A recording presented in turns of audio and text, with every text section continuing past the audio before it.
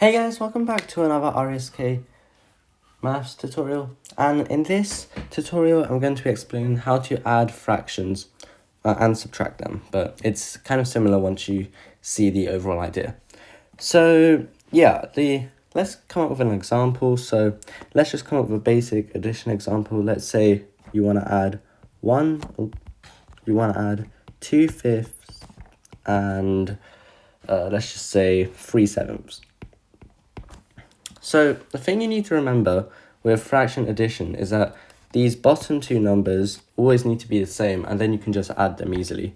So what I mean by that is if we had something like 1/5 plus 2/5, we could add these easily because the bottom two numbers are the same.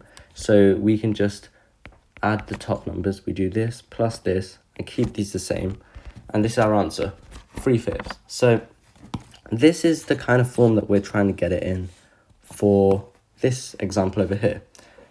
So there's multiple ways of doing that, but the way you usually learn it is you gotta get the lowest common multiple of these two numbers over here. So 5 and 7, the lowest common multiple of 5 and 7 is, well, you could just work this out using Venn diagrams, things like that, but you should just know that this is 35 because there's no number less than 35 which both 5 and 7 can go into, so that's the lowest common multiple. If you're really stuck, you can just multiply them together and you'll get a number. It is the lowest common multiple in this case. Sometimes it's not, but you'll still be able to do it if you're really stuck. So if you're really stuck, you can just multiply these two numbers together and that'll give you your lowest common multiple. Otherwise, you need to just work out lowest common multiple. Once you've got that, you basically want to convert this ratio into having a denominator with the lowest common multiple.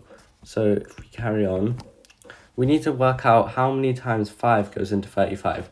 And we know 35 divided by 5 is 7. So once we know that, we can just multiply both sides of a fraction by 7. Because this is a number which you multiply 5 by to get the lowest common multiple.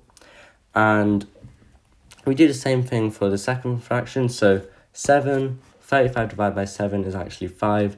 So we multiply both sides by 5. So 3 times 5 over 7 times 5.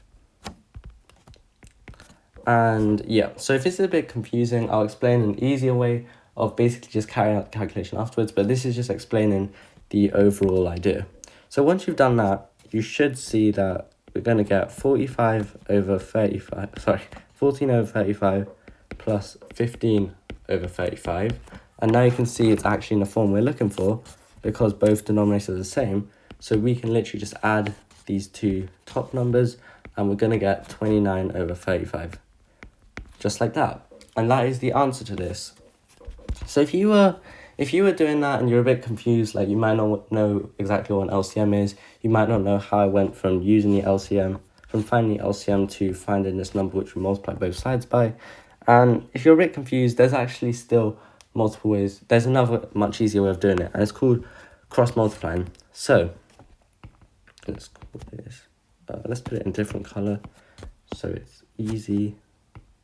I'm just going to call it X multiplying. Okay, so let's pull back this example we had earlier. And now all we're going to do is, as the name suggests, we're going to cross multiply this and this.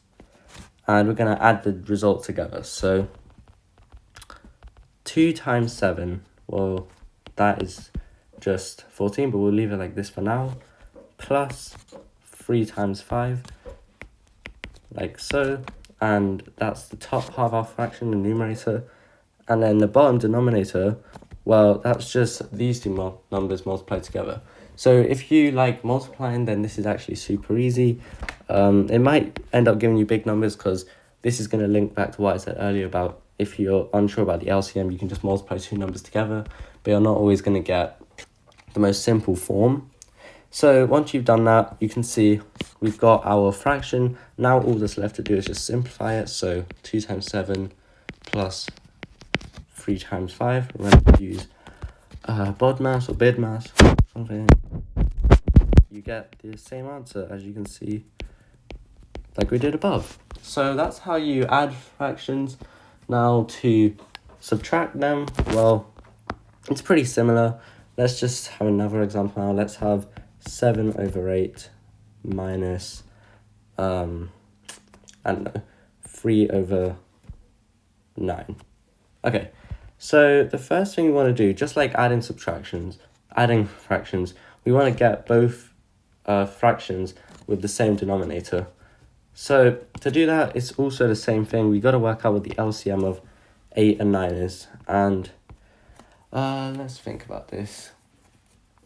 So if you're not aware, it is actually 72. So again, it is just these two numbers multiplied together. So you can always just use that trick if you're stuck.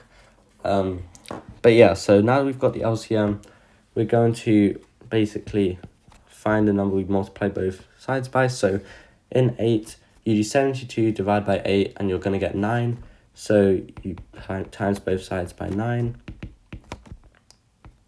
8 multiplied by 9. And for 9, you're going to see you get LCM 72 divided by 9. That's going to give you 8. So you want to times top and bottom of a fraction by 8.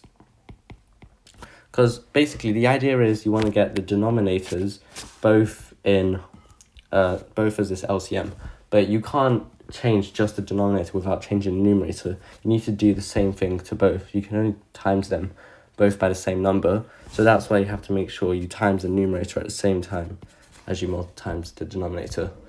So yeah, once you've done that, we can just simplify everything down, and we're going to get 63 over 72 minus 24 over 72, and that is going to give you 39, I believe so. And yeah, that is the answer. So again, explain how you can use cross multiplication on your subtraction. So let's bring out this again. Cross multiplication, and we're going to use the same thing. So we use the same technique. We just do 7 times 9, which is 63, minus this time 3 times 8, which is 24, all over 8 times 9 again, which is 72. And you can see that's going to give us the same answer as we got before, 39 over 72. So yeah, this is the much quicker way. This is kind of just the theory, and then this is just the practical thing if you'd use it to do it quickly. So times these two, then times the bottom to get the denominator. And yeah, you've got to add together the crosses. So yeah, that is how you add and subtract fractions. Really basic. And I'll just do one more quick mention. Just going to talk about what you do if your fraction's in the form of a mixed number. So a mixed number is something like 4 over 5. So you can see this number is not, it's also got a whole number in front of it. So what a basic thing to do, if you have access to a calculator, then the numbers you get shouldn't really matter too much. So in that case, you can just multiply this denominator by that and then add that. So in our case, it's going to be 5 times 1 plus 4, and the denominator stays the same. So that's going to come out to 9 over 5.